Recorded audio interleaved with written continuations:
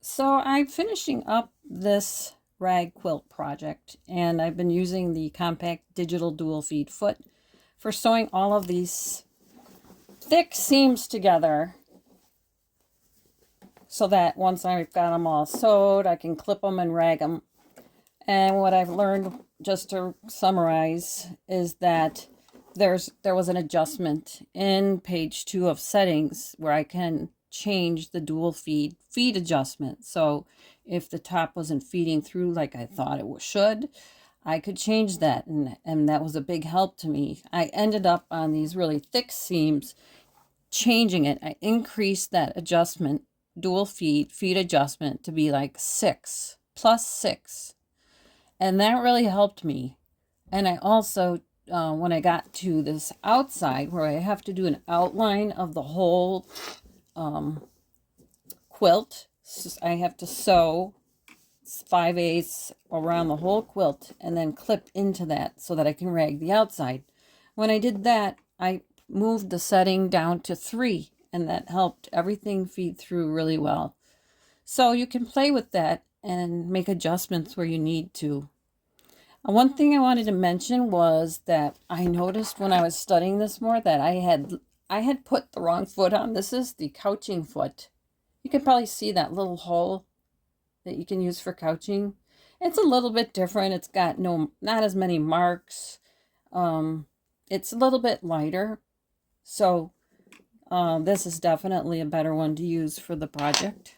And I changed it and I could feel a little difference, but the best improvement I made during this was finding that dual feed adjustment on page 2 in settings and having that work to my advantage. So the only thing you need to do when you use this foot is to pop off the feet. You press down. If you want a different foot, you line it up and press up.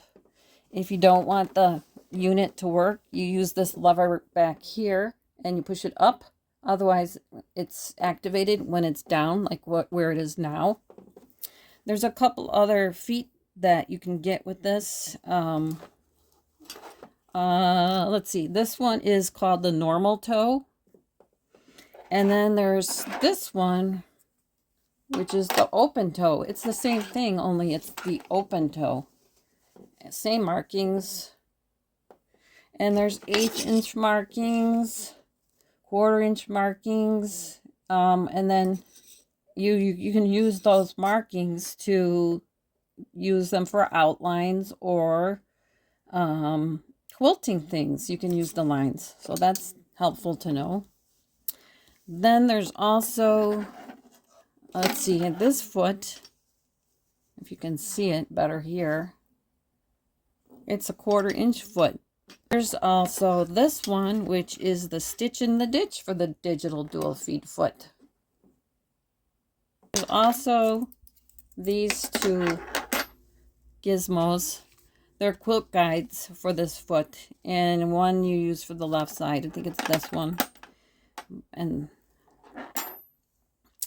they both kind of look like they're for the left side, but I haven't used these yet, but that would be a separate video if I'm going to use them to do as a quilt guide, which sounds like an interesting idea to do that sometime in the future.